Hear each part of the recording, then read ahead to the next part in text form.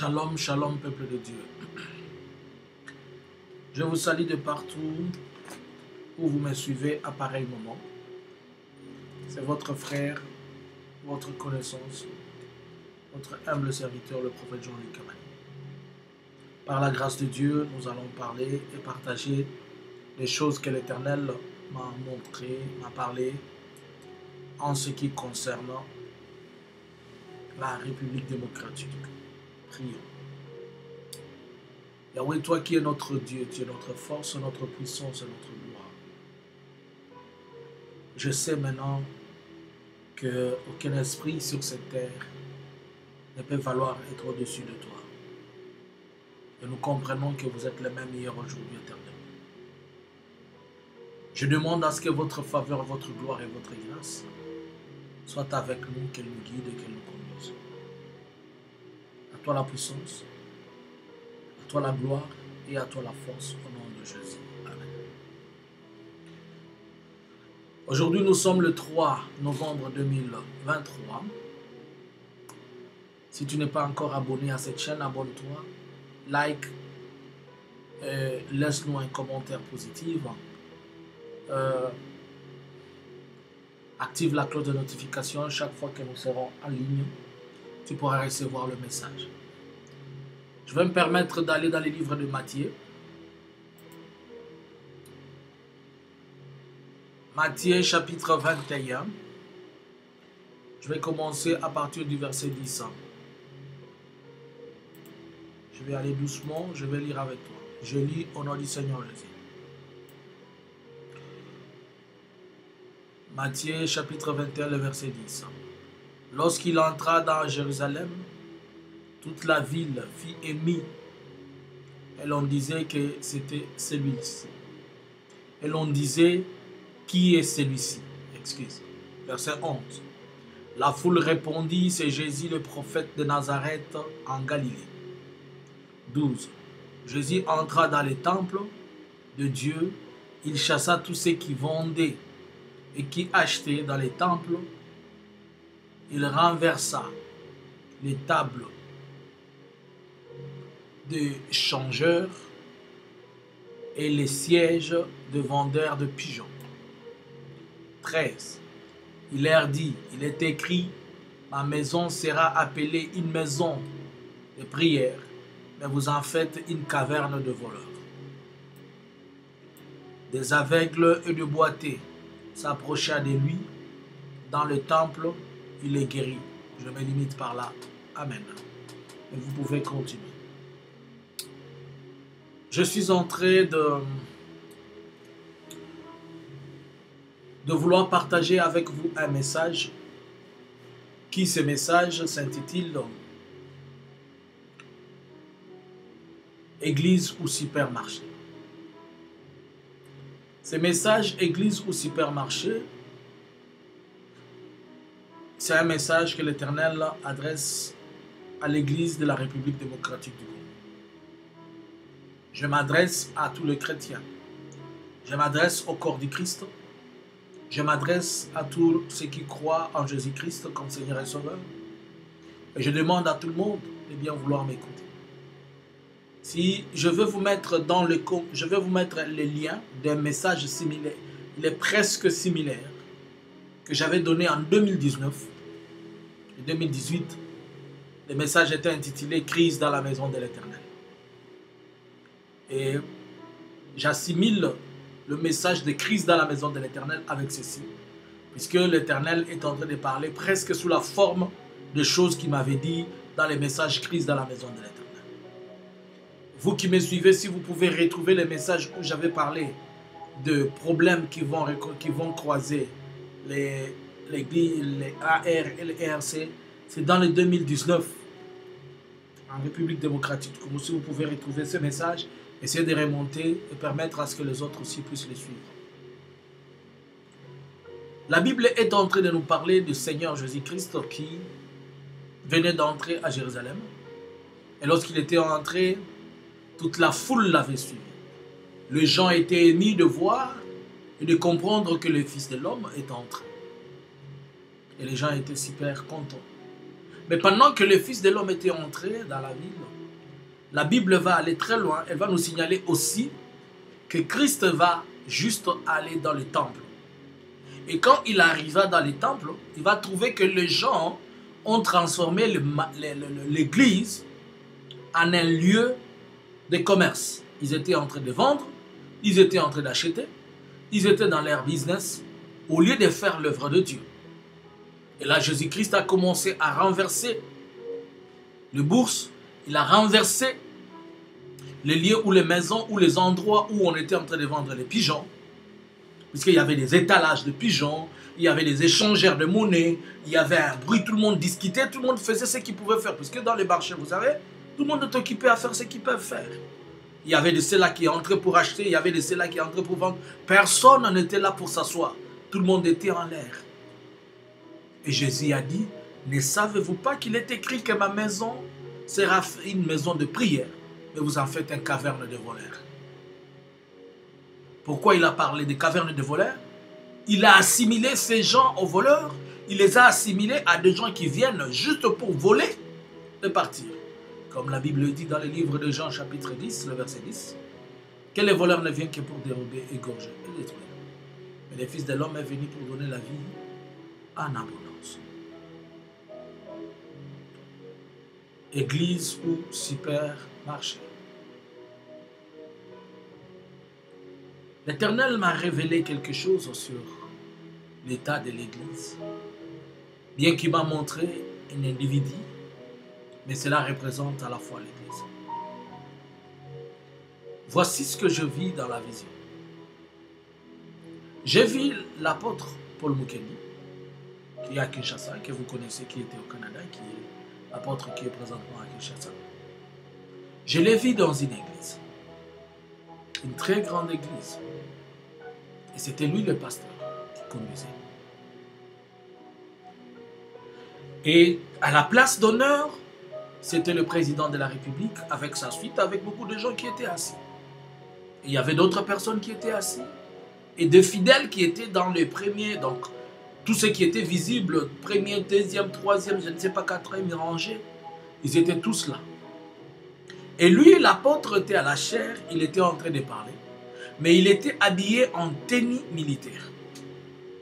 Le président était habillé en tenue militaire. Tous les autres, les fidèles qui étaient dans l'église, ils étaient tous en tenue militaire. De quel genre de tenue? La tenue de la FARDC. Je sais que quand les gens ne veulent pas comprendre la parole de Dieu, ils se créent eux-mêmes des hérésies.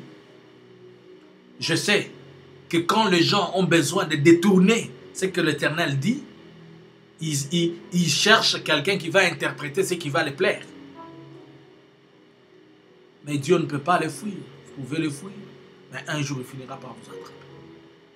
Et dans la vision, quand je les ai vus tous habillés comme ça, et moi je dis dans la vision, comment eux ils sont habillés comme ça? Mais si c'est une autre personne, un civil, qui s'habillait comme eux en tenue militaire, on va l'arrêter. Ils étaient là en train de parler. J'ai pris mon vélo. Alors, je suis entré dans cette église, mais j'ai roulé à vélo. Suivez-moi très bien. Alors, je suis passé là où se trouvait la chair. Je suis entré dans l'intérieur de l'église. Et quand je suis entré dans l'intérieur de l'église, c'était une autre image.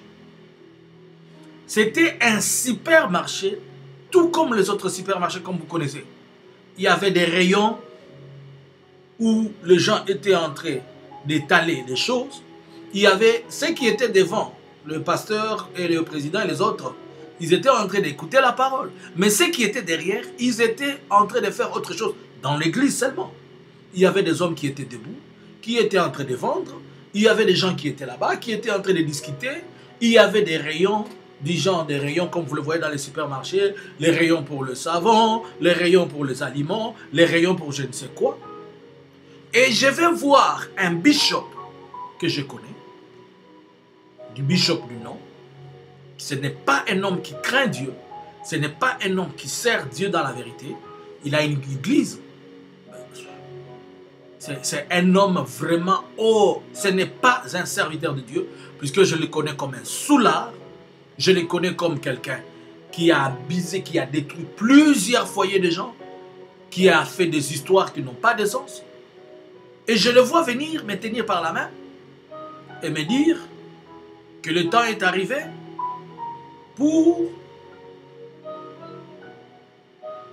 Il me parlait du terme affectation ou bien nomination, quelque chose comme ça. C'était un terme du genre nommer quelqu'un ou affecter ou je ne sais quoi. Je l'ai regardé, j'ai souri, je continue avec mon vélo. Et je suis sorti dans la vision. Alléluia.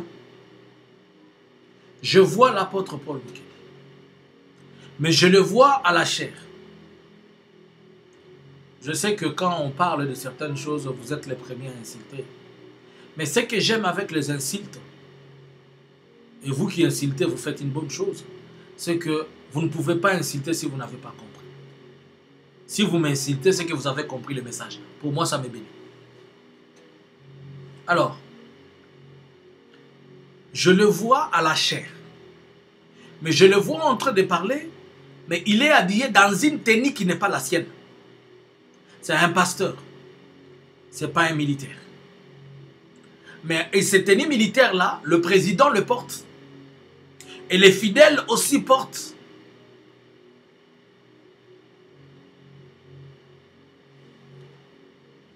Une confusion, n'est-ce pas?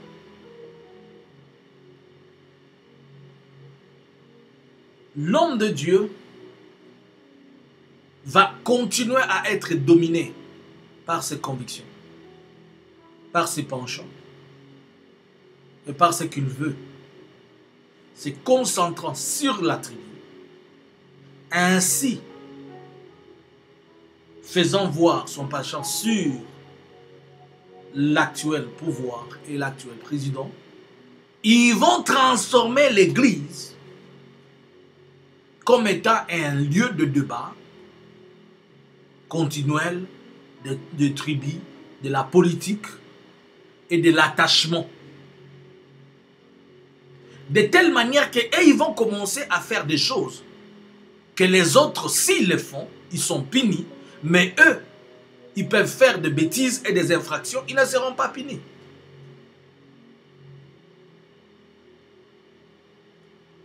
Pour ceux qui me suivent et ceux qui m'ont toujours suivi, je me rappelle avoir, quand l'homme de Dieu était encore, je l'appelle l'homme de Dieu, puisque c'est Dieu qui connaît ses serviteurs. Nous ne sommes, je ne suis qu'un petit serviteur.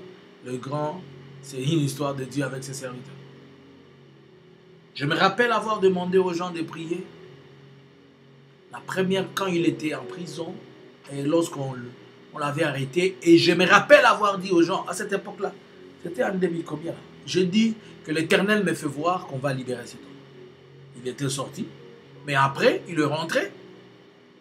Et à cette époque-là, quand il avait été incriminé, Dieu m'avait dit ça. Même si on le libère temporairement, mais cet homme est coupable des choses qu'on est en train de lui reprocher.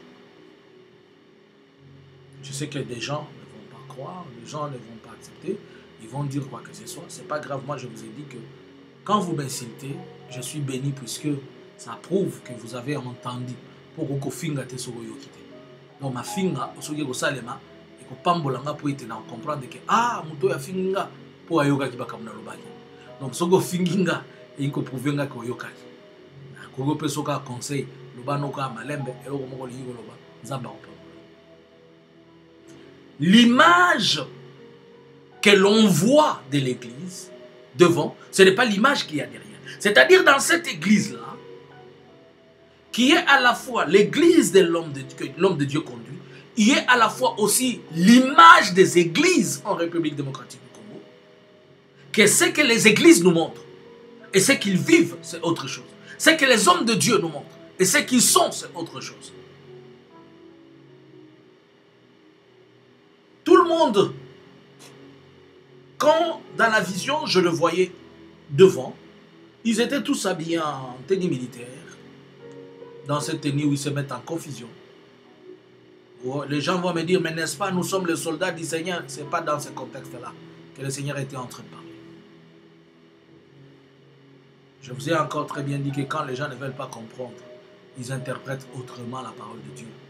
Ils se font eux-mêmes des incrédules. Et ça, ce n'est pas un problème.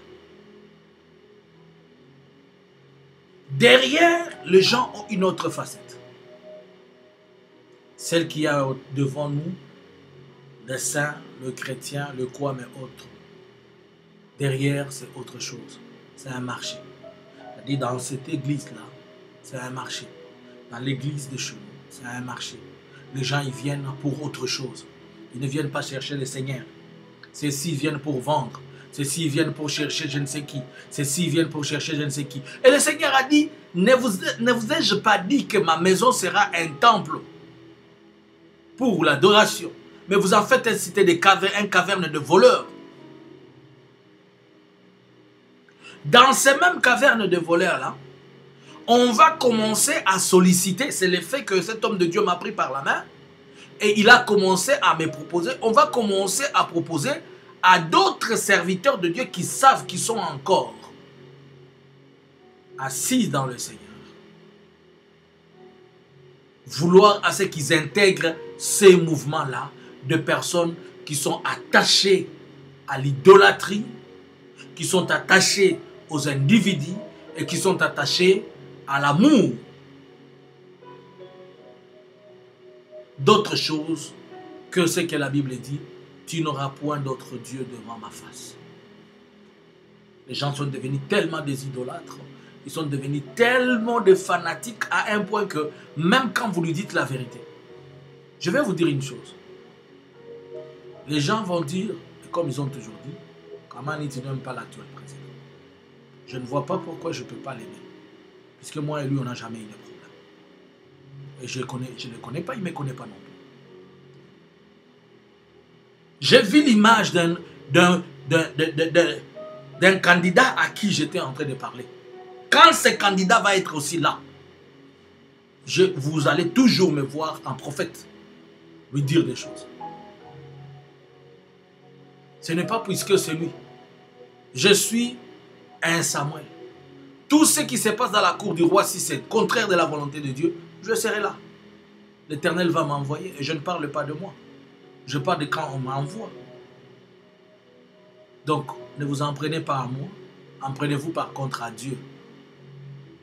Si vous allez demander à Dieu de se taire, s'il ne parle pas, qu'est-ce que moi je viendrai dire? L'Église va devenir une association des personnes en envie de soutenir X, Y, de soutenir le Mashiach, de soutenir l'appartenance tribale. Je ne sais pas maintenant si on va diviser combien les églises. S'il va y avoir une église qui va soutenir les Katangais, il va y avoir une église qui va soutenir les Baswahili, une église qui va soutenir les Bangala, une église qui va soutenir les Bakongo, une église qui va soutenir les Baluba. Ça ne sera plus l'église. Nous sommes en train de détruire l'église en ayant les yeux ouverts. C'est l'image que l'Éternel me montre de l'homme de Dieu. C'est à la fois lui, c'est à la fois aussi l'image de l'église.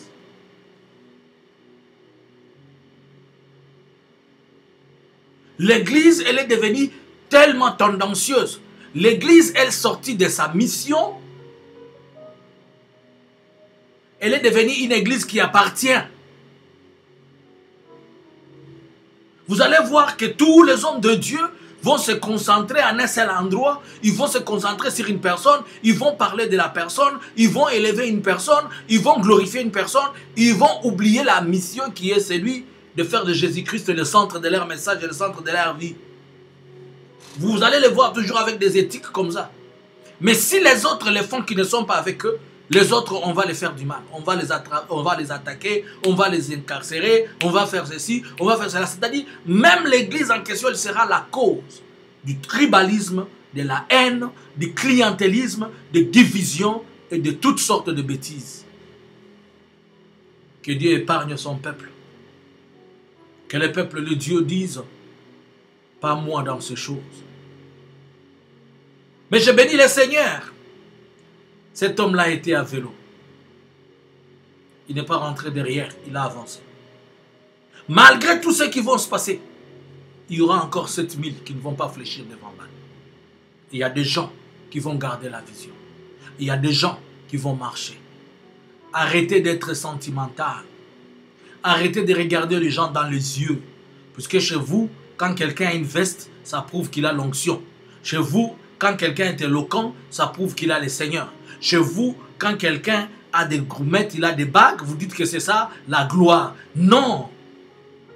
Si c'était la gloire, c'est-à-dire alors le diable, il a toute la gloire de ce monde.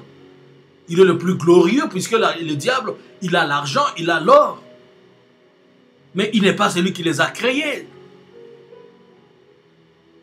Chez vous, le matériel est devenu le symbole de la présence de Dieu. Il est devenu le symbole de la manifestation de l'Éternel que l'on cherche jour et nuit. Les gens préfèrent aujourd'hui aller en enfer en ayant les yeux ouverts, en acceptant. Ce n'est pas tout le monde qui a été prévu pour l'enfer. Seigneur, je prie pour que les 7000 soient mis à l'écart.